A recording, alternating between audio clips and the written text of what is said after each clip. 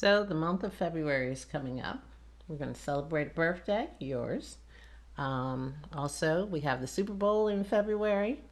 Valentine's Day is in February. And the whole month of February, we celebrate Black History Month. So that's what we're going to talk about today. My name is Donna. And I'm Will. And this is Journey with Donna and Will.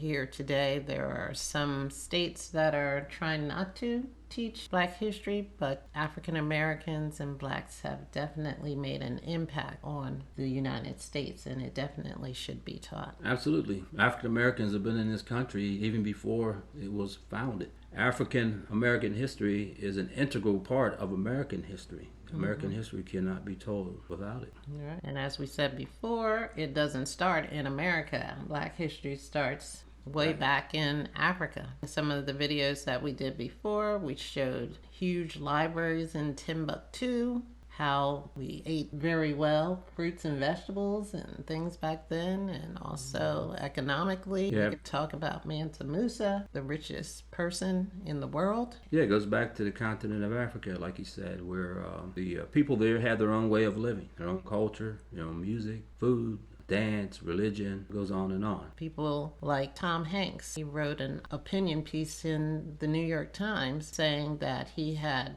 learned about the Alamo, he learned about a whole bunch of things, but he never heard of Tulsa, the massacre that happened in Tulsa, and he was disappointed that he wasn't taught that, and he's definitely standing up for Black history to be taught in America. Yeah, it is disappointing. Yeah, even African Americans have not been taught our history. It's been excluded. So yeah, not only Tom Hanks, just many of us African Americans have not been taught our full history. It is important that we don't overlook our Black history, and that's kind of what the father of Black History Month, Carter G. Woodson, was talking about.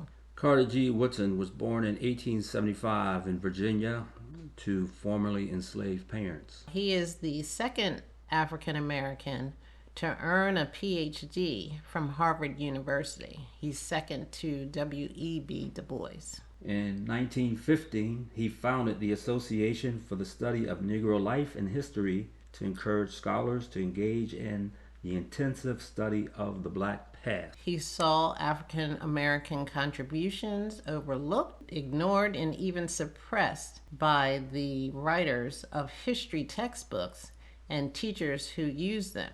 And that's kind of like what we were talking about today and what we see today, with states, arguing whether they should teach Black history. Father of Black history in 1926 to designate a time to promote and educate people about Black history and culture, established Negro History Week. Right, and by the 1960s, the Negro History Week has evolved to be known as Black History Month, which is in February. Some people have asked why February chosen as Black History Month, being that it's the shortest month in the calendar. But there was a reason Carter G. Woodson chose February.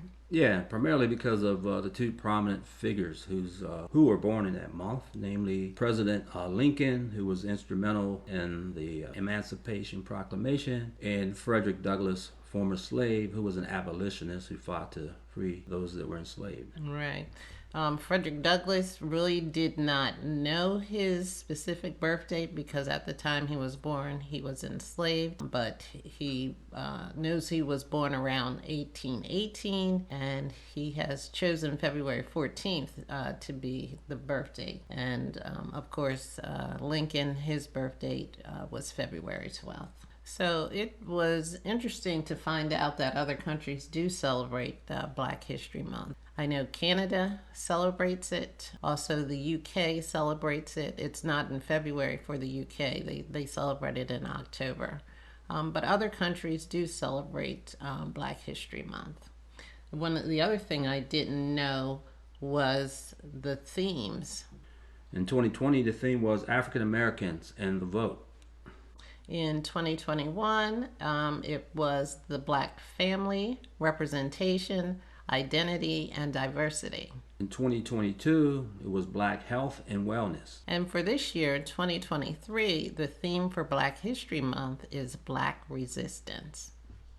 So, Black resistance can mean different things to different people. For me, I use it as a resistance to negative stereotypes, negative narratives that have been created, and to show more of the joy and the happiness of African American culture, and the joy and happiness of Black people to all people. Yeah, so that word resistance, like you said, can mean many things to many people. One thing that comes to mind for me is this effort to resist or suppress African Americans in voting. Continue to gather ourselves, organize ourselves to fight for what's right in terms of the unfettered ability and right to exercise our right to vote. So it's all of our responsibility to remain aware by educating ourselves. Black History Month is a time of celebrating our contributions, and we've been in all areas. I like some of the T-shirts sometimes that I see about Black excellence and our ancestors' wildest dreams. And I remember when I was young, my parents gave us Black by popular demand shirts, as other people at my school, they were proud of their Irish, kiss me, I'm Irish, and things like that. But we're everywhere. We're inventors, we're military personnel, we're business and government leaders. We're in entertainment, we're in to sports, yeah, you name it. Every area, every field, we've made a contribution. Science, technology, engineering, and math. Oh, absolutely. And not only that, I mean, the ordinary folks that we don't talk about or even hear about. The folks who are on the front lines continue to move things forward in this country for all African Americans. Those folks need to be recognized as well. Absolutely. So February is designated as Black History Month. It went from a week to a month, and it can go on for a year. But it's just a special designation for it. But it's always a good time to celebrate. Black History 365, as they say. My name is Donna. And I'm Will. And this was Journey with Donna and Will. Please subscribe, like, and share.